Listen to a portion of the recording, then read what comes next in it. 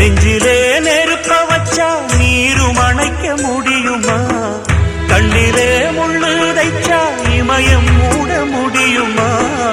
பாரத கதையும் கூட படியில் முடிஞ்ச காவியந்தான். இருப்பதும் இறப்பதும் அந்த இயற்கையோட கையில, இருப்பதும் இறப்பதும் அந்த இயற்கையோட கையில. நான் மறைஞ்ச பின்னும் நிலைப்பது என் உயிர் எழுதும் கதையில.